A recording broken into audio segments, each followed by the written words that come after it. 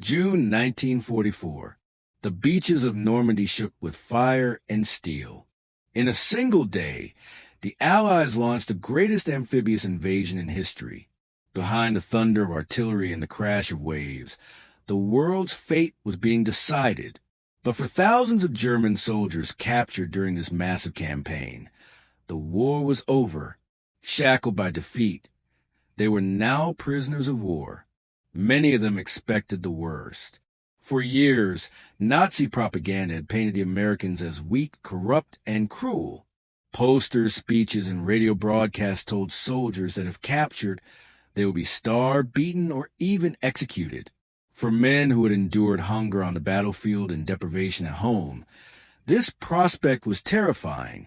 By 1943 and 1944, Germany was collapsing under its own shortages.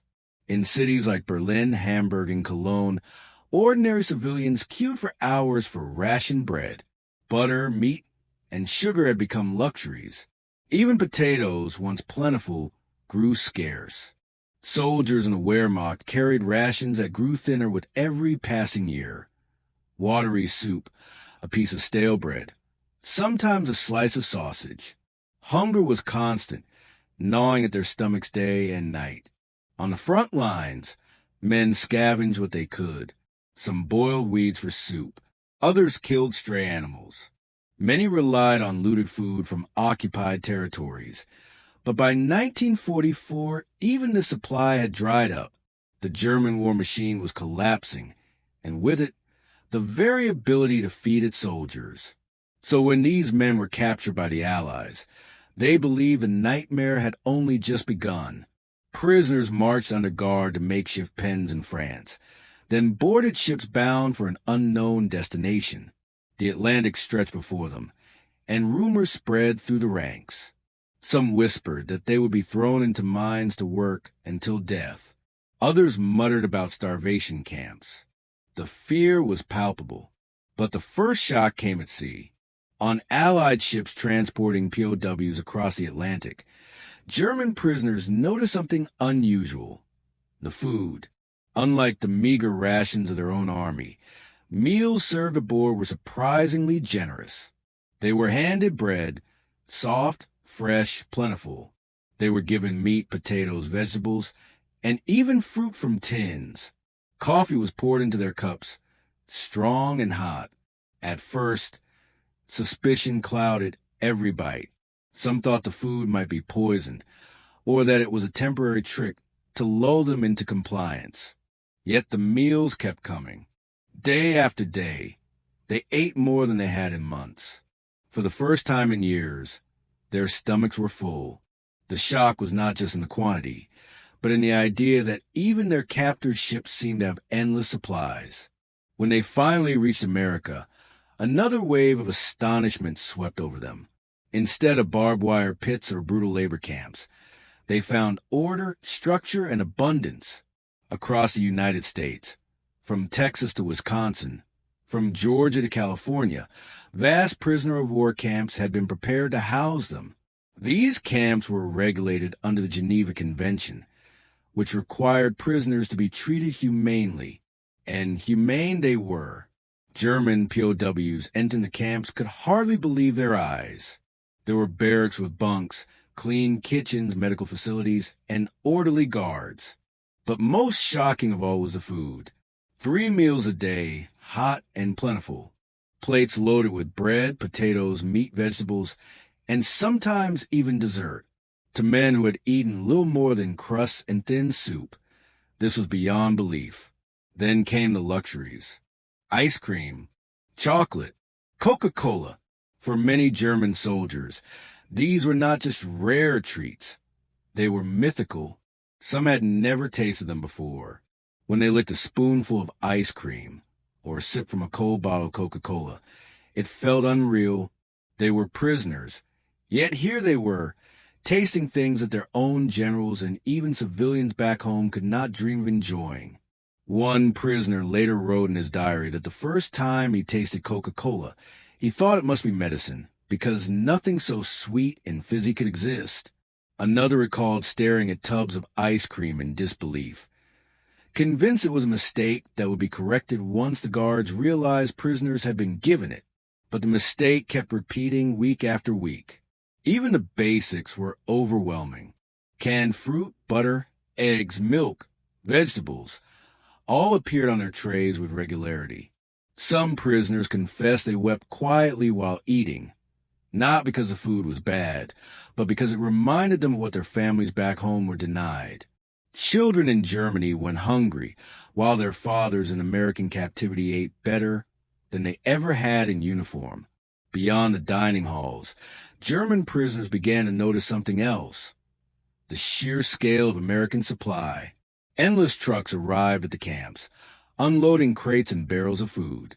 Warehouses filled with provisions stood nearby, stacked high to the ceilings. The organization was precise, the flow constant.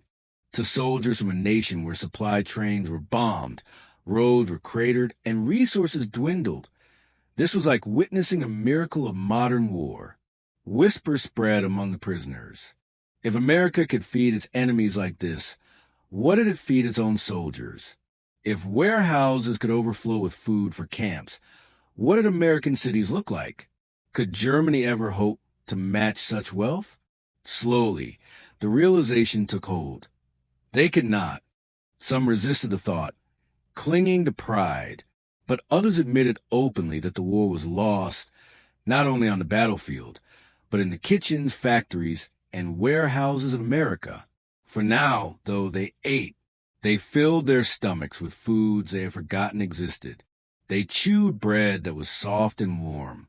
They sipped coffee rich and black. They let ice cream melt on their tongues and swallowed Coca-Cola with amazement. They were not starved, not beaten, not left to rot. Instead, they were fed with abundance. And that abundance was more powerful than any weapon they had faced on the front lines. Inside the camps, daily life for German prisoners slowly unfolded in a way none of them had anticipated. Many had braced themselves for harsh labor, hunger, and cruelty. Instead, they discovered a world that, although fenced in with barbed wire, was safer, cleaner, and far more abundant than what their own country could provide in wartime. The camps were built to last. Wooden barracks lined up in rows, guarded by towers, but inside, men slept on bunks with mattresses and blankets. Latrines and wash areas were maintained regularly, and medical clinics stood nearby. American military doctors treated prisoners with the same care they gave their own troops. Men wounded on the front lines, some who had expected to be left to die, found themselves recovering under professional care in the very nation they had fought against. But what made the deepest impression remained the food. In the mornings, steaming trays of eggs, bacon, and bread filled the mess halls. Sometimes oatmeal, sometimes pancakes, often fruit. For lunch and dinner, meat was served almost daily: beef, chicken, pork. Potatoes and vegetables appeared in generous portions. Cans of fruit cocktail, peas, beans, and corn were opened by the thousands. It was overwhelming. Many prisoners at first could not bring themselves to eat so much, fearing it was a trick or fearing their stomachs could not handle it after years of rationing. Yet over time, their bodies adjusted, and many began to regain lost weight. Letters written years later recalled that some POWs gained 10, even 20 pounds during their captivity. There were moments that bordered on the surreal. Prisoners told of sitting down at meals and being served steak, something even German officers rarely tasted in 1944. Others described the shock of holding a bottle of Coca-Cola in their hands.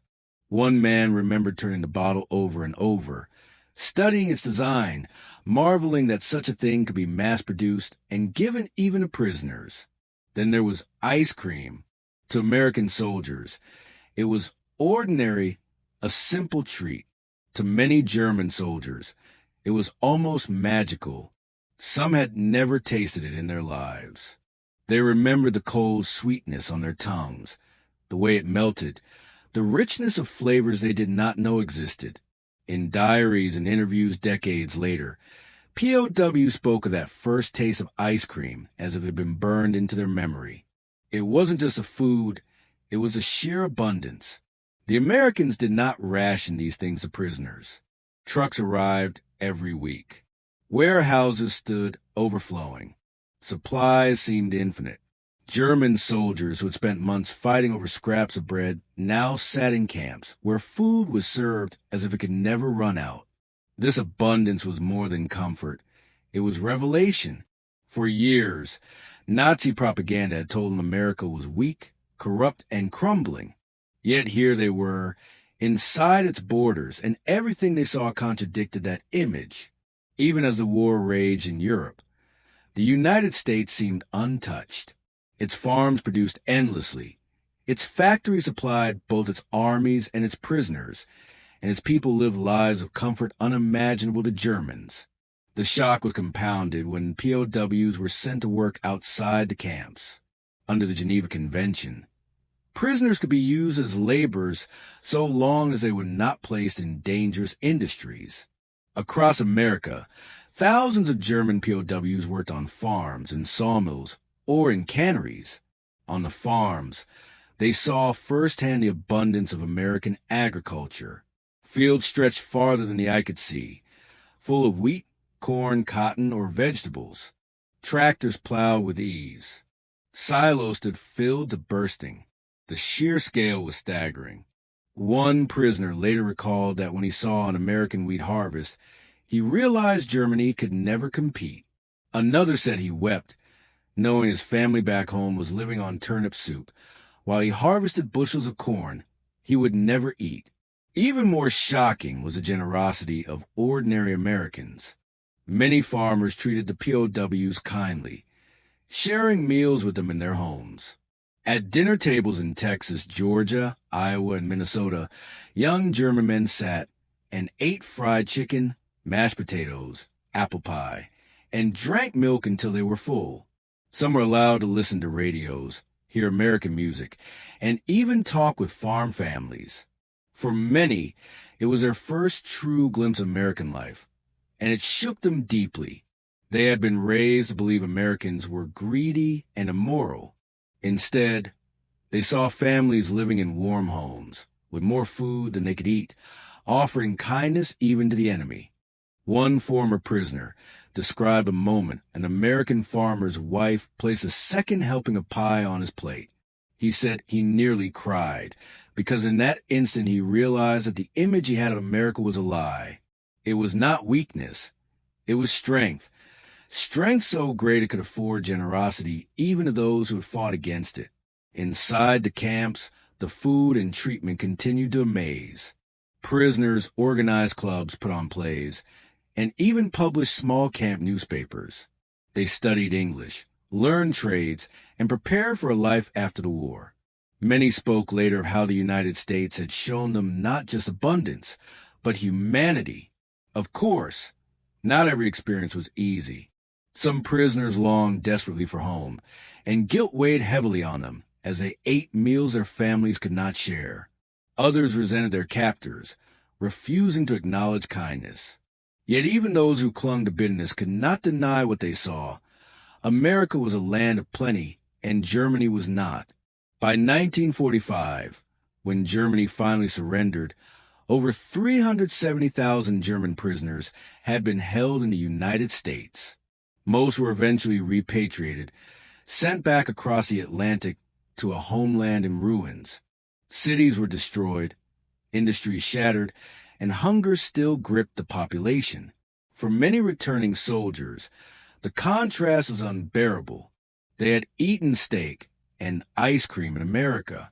Now they came home to starvation and rubble. Some spoke bitterly, unable to reconcile the two worlds. Others spoke with gratitude, remembering the kindness and the food that had sustained them. And many carried with them a new perspective, one that would influence Germany's future. In memoirs written years later, countless German POWs admitted that their time in America changed them. They had seen a society built not on fear, but on abundance and opportunity. They had eaten food without ration cards, seen farms that never seemed to run dry, and experienced generosity even in captivity. For some, this became the seed of transformation. When West Germany began to rebuild in the 1950s, many former POWs recalled what they had seen in America and sought to emulate it. They pursued democracy, economic growth, and international cooperation, not out of weakness, but because they had seen firsthand how powerful such a system could be. The war had taken them across oceans, through defeat and into captivity. But in that captivity, they had glimpsed a truth more shocking than any weapon on the battlefield. America's greatest strength was not its tanks or planes. It was its ability to feed, to build, and provide plenty not just for its own people, but even for its enemies.